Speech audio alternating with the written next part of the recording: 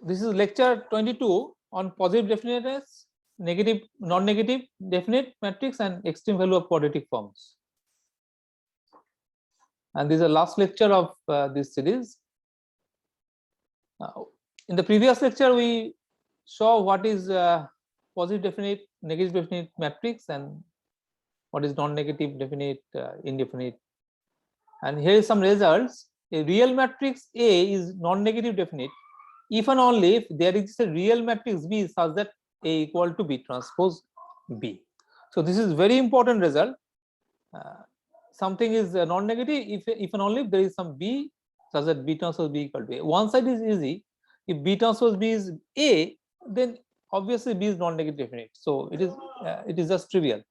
So if say X transpose AX, which is actually X transpose B transpose BX, and this is nothing but BX transpose B. So this is just a square of something. So it's a sum of square. Some matrix. So this is a vector. So BX is a vector. So some vector transpose some, say Y transpose Y. This is sum of square actually. This is sum of xi square, yi square. So that's why it's a non-negative definite. So because all can be 0. On the other hand, conversely, take A is a non-negative definite. So if A is non-negative definite, then there is some matrix P such that non-singular matrix P such that P transpose A P is some diagonal. Some diagonal. We seen in previous series lecture. You see there is some P non-singular. P inverse exists. P is non-singular matrix such that P transpose A P is diagonal some this and then 0. R is the rank of this matrix. Now take B as this diagonal of that IR 0 is a partition and P inverse. So if you take this, then you will see that A equal to B transpose B. And another is a real matrix A is positive definite. So it is non-negative definite, it is positive definite. If there exists, if and only if there exists a real non-singular matrix B such that here B can be singular, but here because this rank can be less than n, so no, here it is non-singular. Here it is just R is equal to that n. Then it is positive.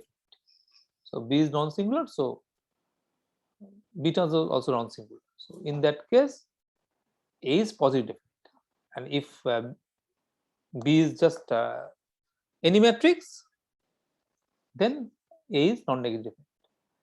This third one is very important. Every principal submatrix of non-negative definite matrix is non-negative. If it is positive definite, then the matrix is positive definite. So what is principal submatrix? This is the principal submatrix. So this is the matrix, and then the first one is first principal submatrix, then second principal submatrix, so on and so on. This is the third one. So this principal submatrix are non-negative definite. Every principal submatrix is non-negative definite, then the matrix is non-negative definite. Conversely, if the matrix is non-negative definite, then every part, every 1 by 1, 2 by 2, 3 by 3, all are non-negative definite. And for if it is positive definite, then it is positive definite for everyone. And for negative definite is alternating. The first one is negative definite, then positive, then negative, then positive. We'll see in the later slide. Other important result is this: A is positive definite, then all the principal minors are positive. Not only that the positive definite, all the principal minors also positive. That the determinant first 1 cross 1 determinant is that the first A11, this is positive. Then the A11, A12, A21, A22, this matrix, this determinant is positive. Then the third one is positive. 3 cross 3, 4, every determinant is also positive. Minors are positive. Not only that positive, it is also positive. The determinant is positive. Conversely, if all the leading principal minors of a real symmetric matrix, in that case, you have to take the real symmetric matrix. Conversely, all the leading principal minors, this principal minors, leading means that one. And this one, the 1 by 1, this is 2 by 2, then 3 by 3. If all are positive, then this matrix is positive. So this is for checking. This is the easiest way to check whether a matrix is positive or not. You have to check the determinant of n 1 plus 1, 2 plus 2, 3 cross 3, all determinant. You have to check whether it is all the determinants are positive or not. If all the determinants are positive, then it is positive. Similarly, real symmetric matrix A is non-negative definite if and only if all principal minors are non-negative. So if it is positive and definite, then it is positive. If it is non-negative definite, just include 0, then it is non-negative. You have to take the principal minors are non-negative. 0 also include. Similar for non-negative definite.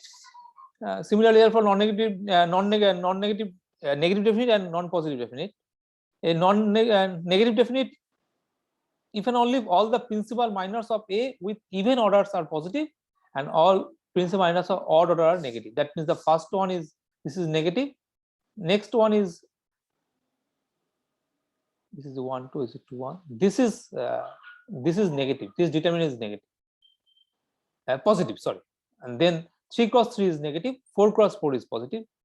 You can easily remember that you just take a diagonal matrix, say.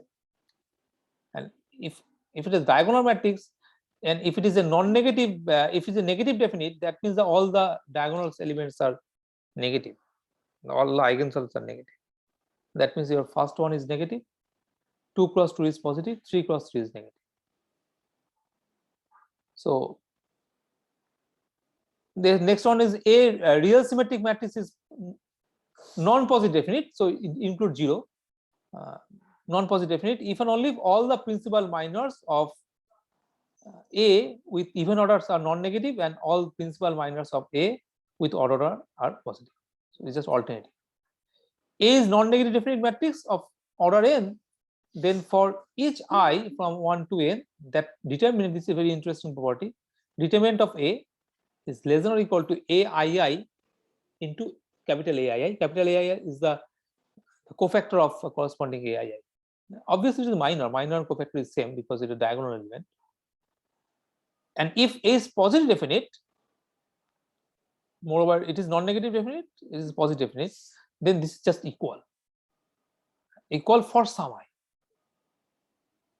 If all Aij's are 0, oh, sorry, this is determinant.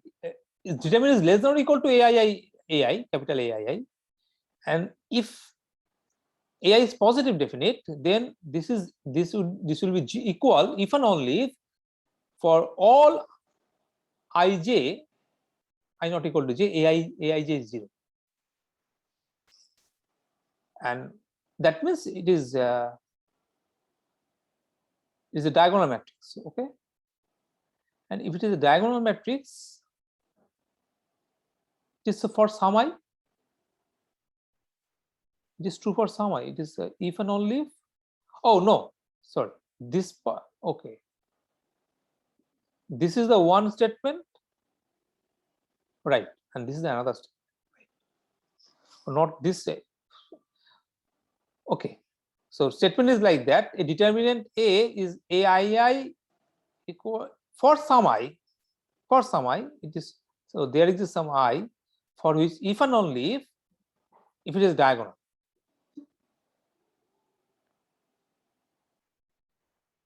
No, not the diagonal. It is that I.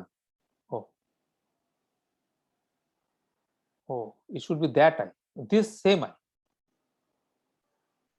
Oh, right. So if the determinant is like, say, for example, say A11, A11, in that case, this A11 and the others are 0. Right. This is the thing. This is the thing. So if determinant is equal to A11, A11, then it is. So otherwise, this is easy. If it is just A11, the others are 0, and then it is obviously it is small a1 into capital A11. This is capital A1. This determinant is capital A1. This is easy. This is not easy. it says if a determinant is A11 into that cofactor of A1, then it is of this form. In the row of A11 and the column of the A11 is 0. Other subject. If it's only, it is for only for positive definite. Remember, it is, if A is positive definite, then it is this result is true. It is not for any matrix. This is true for a positive definite matrix. So positive definite is there. So A is positive definite. In that case, if this matrix is of the form this right hand side form, then it is obviously is this. This is not for is not a positive definite is not required here. If this matrix is of this form this the right hand form, then obviously that determinant is A11 A11, whatever is positive definite or not.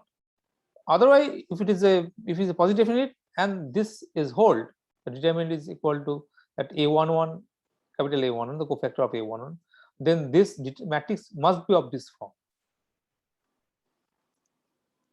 and this will be coming from that result. This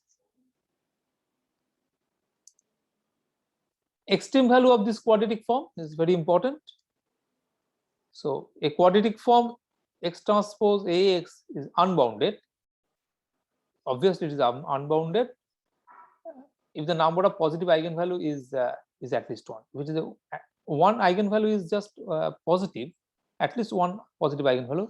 It is unbounded because you will take we can. So for a suitable transformation, you can choose it's like there is suitable y such that this is a diagonal. So since A is a real symmetric matrix, we have a transformation, this congruent transformation with a P transpose A P equal to that, or A equal to P transpose DP, and you take just XP equal to Y, and this will be of this form this. That means it is just summation of some DII or DI, you take just D1 D2 Dn, and then YI square.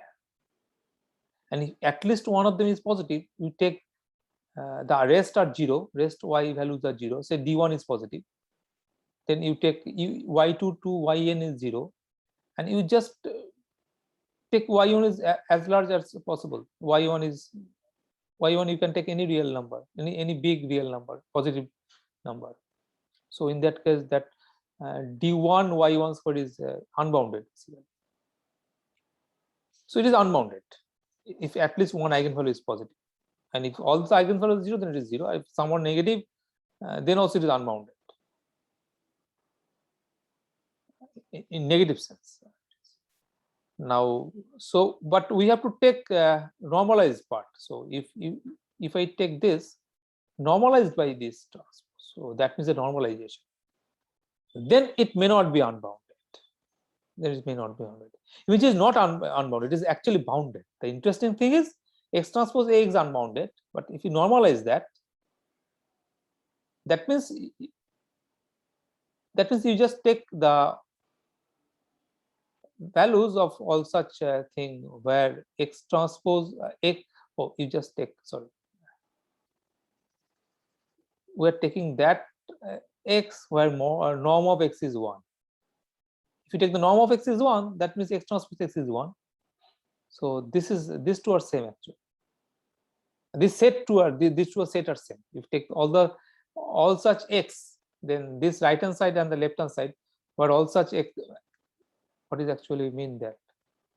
So that this is 1, this set and this set are equal.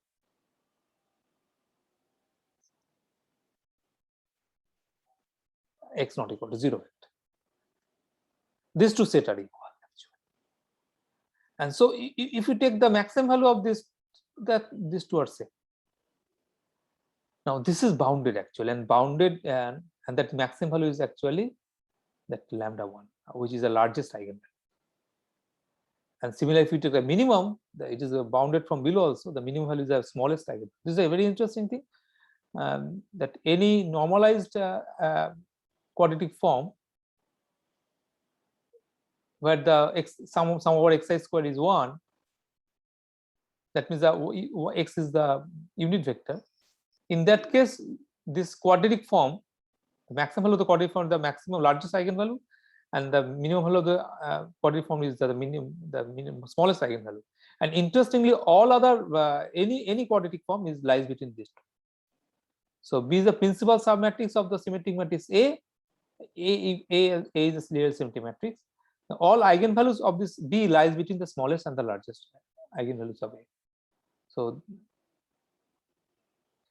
not only that A, just if all the eigenvalues of A, obviously all the eigenvalues of A lies between the minimum and maximum. Not only that, if B is a principal submatrix, if you take any principal submatrix of A, the eigenvalue of that B, not only that A, the eigenvalue of the B is also all the eigenvalues of the B.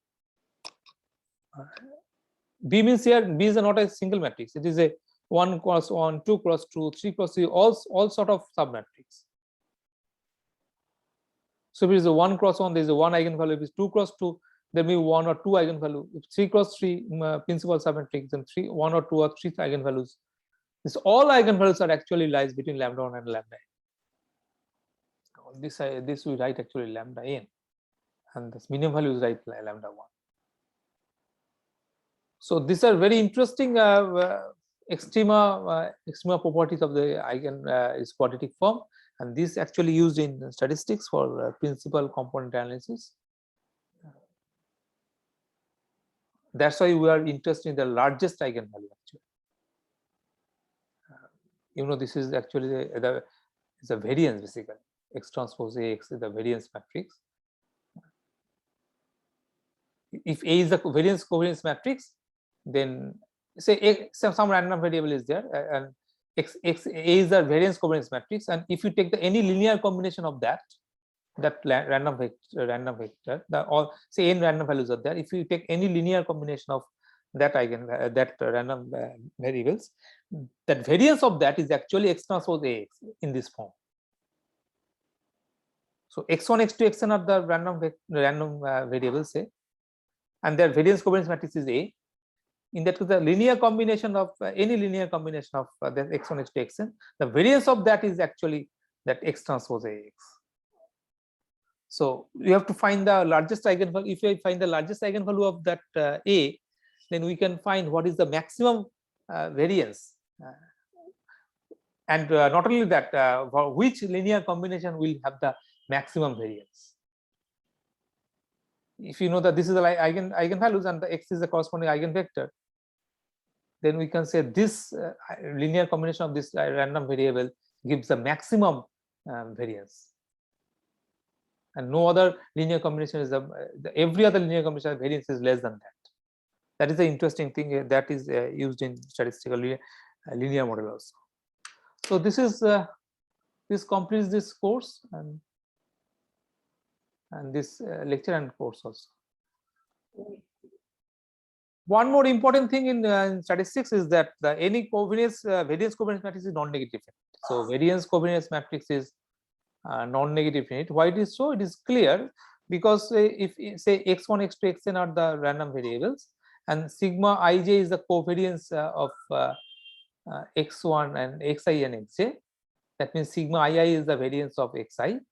Covariance of xii is the covariance of xi, and then you take that matrix as a sigma ij matrix of capital sigma. Then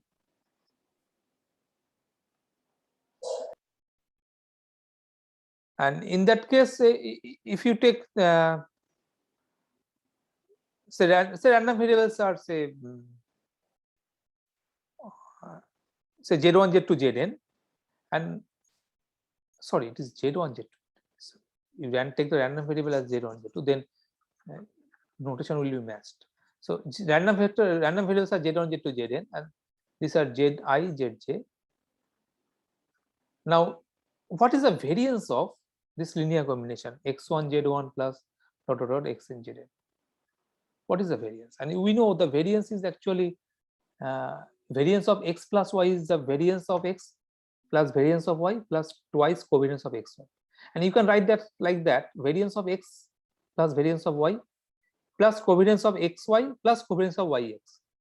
Further, you can write like that: covariance of xx, covariance of xy plus covariance of yx plus covariance of yy.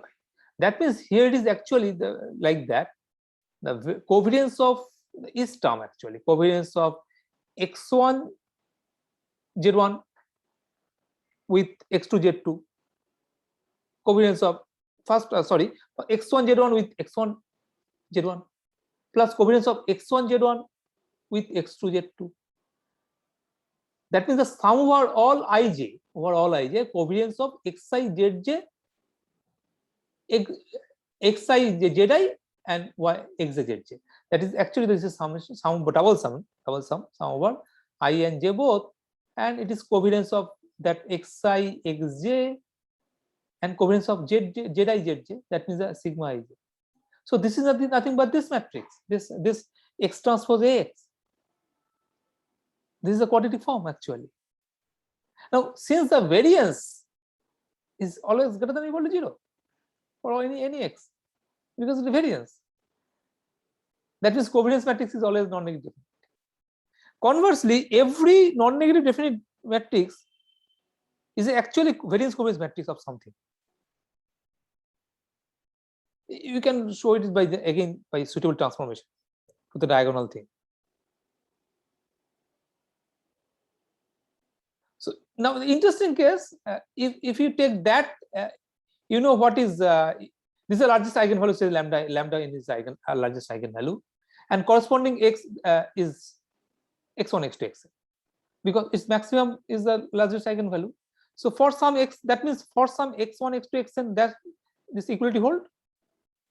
So given a variance covariance matrix, A is the variance covariance matrix which is non-negative definite. Actually, non-negative definite matrix and variance covariance matrix is the synonymous. We have on some x1 x2 xn x vector with that such that x transpose a x divided by x transpose x is the largest eigenvalue, and eventually you can take the x as a unit vector. That x1 x2 xn is such a vector, the unit vector x1 x2 xn is a unit vector. In that case, x transpose ax, that means that is the that quadratic form, and that gives the maximum value of this all such quadratic form, and that is the largest eigenvalue. What is the meaning of that? That meaning if you take any x1 any linear combination, any other x1 x2 xn, or say your y1 y2 yn, then y1 z1 plus dot yn zn, the variance of that is nothing but the y transpose ay, and that must be less than or equal to lambda n, the largest eigenvalue, because that is the maximum value. Largest eigenvalue is the maximum over all such quadratic form. So if you take any linear combination, obviously the condition is y1 square plus y2 plus yn square is 1. That combination condition should be there, otherwise it is unbounded. So if you have all such x y1 y2 yn where the y1 square plus y2 square plus yn square is 1, and the variance of that y1 z1 plus z1 z2 z another random vector, that linear combination of z1 z2 zn. So if you take any linear combination, actually any linear, not the linear, all linear combination, you have to take the suitable normalized thing. So the coefficient are actually forms a unit vector. Then that variance of that linear combination with that condition, summation y square is 1, that value is less than or equal to the maximum value. That means less than or equal to the largest eigenvalue and greater than or equal to the minimum eigenvalue.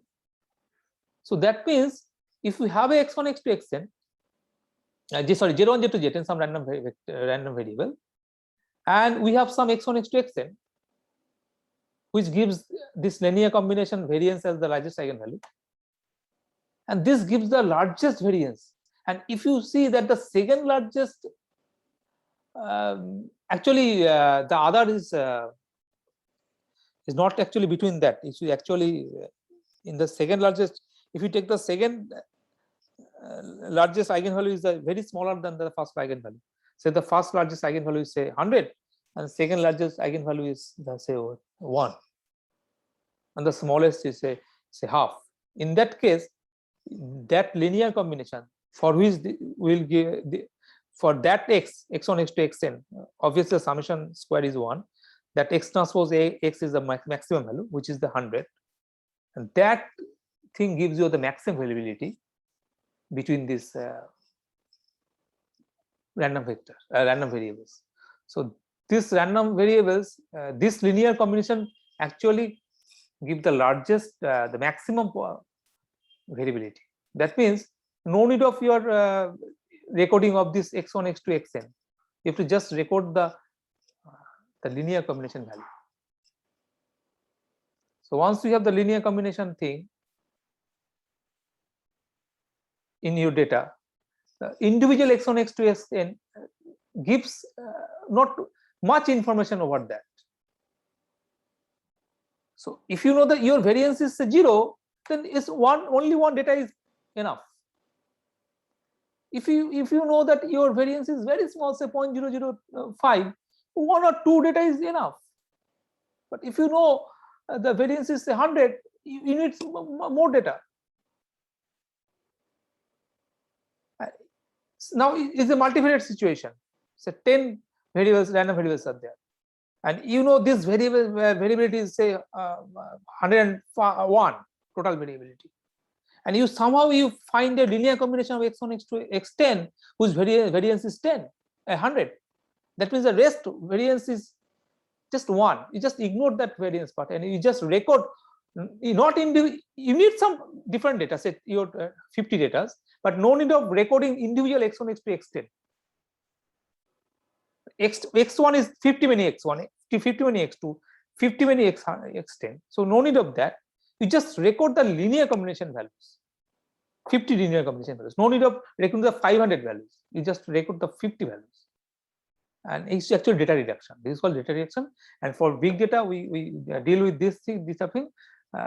So you have to reduce the data reduction. And so if you have a 50 data, 500 data, which gives your complete thing. So the what is the variability is 101. So your 500 data actually gives a total 101 variability. And somehow if you take the 50 many, not that it's a 50 from the 500. This 50 is not new data.